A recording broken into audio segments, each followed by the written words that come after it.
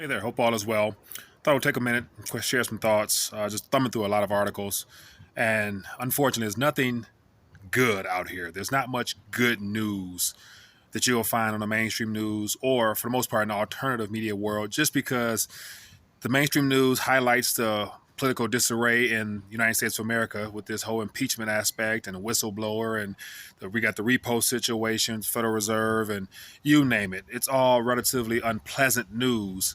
But yet, it's one of the things where, in knowing all these things are occurring, you shouldn't expect much good news apart from the news that you create for yourself, as far as doing the best you can to educate yourself and to prepare yourself as best as you can according to the knowledge you have.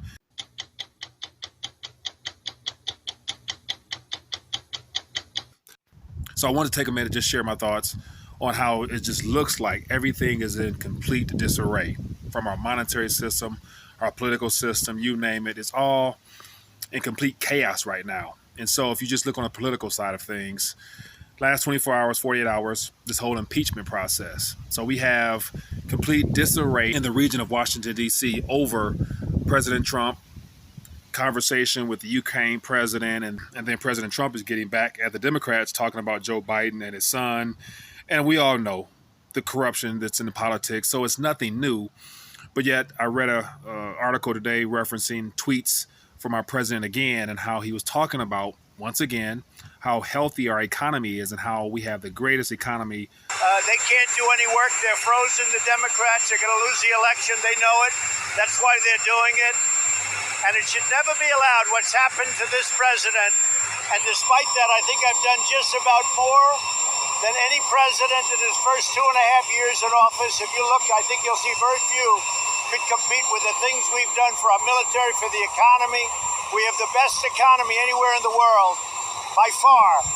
And then he referred to the fact that if the Democrats continue to pursue this pathway of impeachment, that it's going to impact the stock market. And then, of course, everyone pays attention to this matter. No, 2.5 years ago, candidate Trump mentioned how much of a bubble economy we're in. And we have the worst revival of an economy since the Great Depression. And believe me, we're in a bubble right now. And the only thing that looks good is the stock market. But if you raise interest rates even a little bit, that's going to come crashing down. We are in a big, fat, ugly bubble. And we better be awfully careful. Since then, he's owned this bubble economy. And now this is the second threat now of, if something happens to him, then something happens to our stock market. Basically, you can't find the truth nowhere these days from any political figure, nevertheless anybody in the financial realm, because once again, I'm hearing articles about, it looks like this past Wednesday, it looks like there's about 12.6 billion withdrawn from the stock funds in this country, I believe. And so that's people deciding to opt out and pull out of markets that they question. And so we got the repo situation. It looks like they extended the loans up to 14 days, and they've increased the amount of liquidity they'll be willing to provide. Politicians aren't concerned with that right now, but only people who are talking about that are alternative media people and those that are actually watching the crumbling of our monetary system. And then to make it even worse, in the EU, I read an article about how Europe is slowing down at an even faster pace than most people would expect. And then to make it even worse, we got Christine Lagarde coming into position as the head of the ECB. And it looks like one of the 6 board members, who is a female, she commented on the fact that she don't believe right now is the time to begin the stimulus program. So automatically she was probably forced out. And so she put in her resignation. And so she's resigning. And so we got $20 billion in QE starting in the ECB pretty soon. We got stealth QE here in the United States of America. But one thing you won't hear, and I actually read an article that kind of gave a great explanation as to this whole repo situation. I'll definitely link that below. But yeah, it was one line out of that whole article that really stood out. And it was labeled "Socializing Losses, Utilizing Dollars referring to the fact that the Federal Reserve right now, their primary objective is to keep this expansion going. And the only way they can do that is to continue to increase the current monetary base by purchasing bonds directly from institutions, of which, according to this article here, there's no way of really telling who owns those things because they've been passed around so many times and they exist on the balance sheet of so many different institutions. And so the whole accounting mechanisms for keeping track of those things is completely screwed. So basically, the Federal Reserve at this current moment is looking to just throw currency at a problem that can't be solved because it is the result of too much debt. And so to hear the word socializing the dollar at the public's expense is basically what it boils down to, meaning that at all costs, central banks are going to be willing to do anything to keep this system floating. And unfortunately, the socialism aspect of that comes into the fact that they're just going to be printing and printing and printing with little regard and no regard to the people who in the streets, the citizens, the people that they are supposed to be operating their mandates on behalf of. They're the ones that hold on to those instruments and utilize those instruments for their financial and investment lives. But yet when they can just print it with ease, and then the public has no clue at the fact that this type of printing is taking place, but yet they're still doing the conventional stuff of saving those units and doing everything that they're told to do from their financial advisors and all those people who are selling them products of some kind based upon the fact they're receiving commission and fees and all that type of stuff.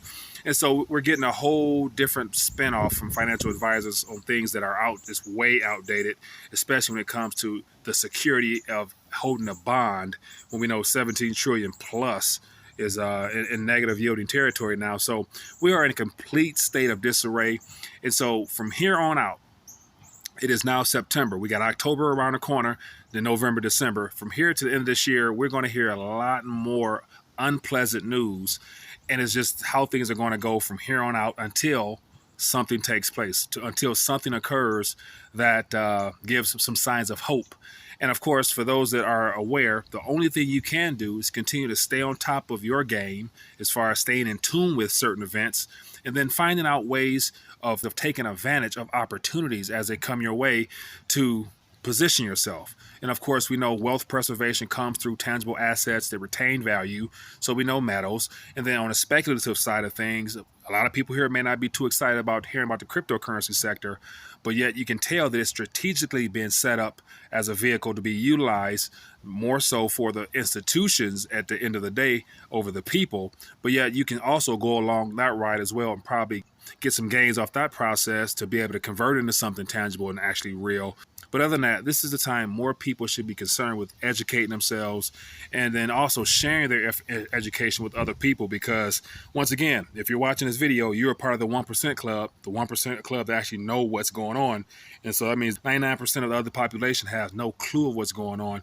And those are the people that will end up suffering the most. So thought I would just take a minute, share my thoughts. Definitely let me know what you think. Also, as always, I want to get you people more involved. So feel free to link articles to news stories that you guys might want me to touch on during the live streams, or just share my 2 cents on these little video clips here. But other than that, leave a comment down below. If you've enjoyed this, definitely share this with your family and friends. Give it a thumbs up. And as always, the best way to get physical is to have it in your possession. So make sure you guys take advantage of the RTD silver coin still available. So until that thing is sold out, I'm going to continue to remind you of the importance of getting physical. Get physical, get weight. That's how you calculate your long-term wealth, in my opinion. Other than that, see you later.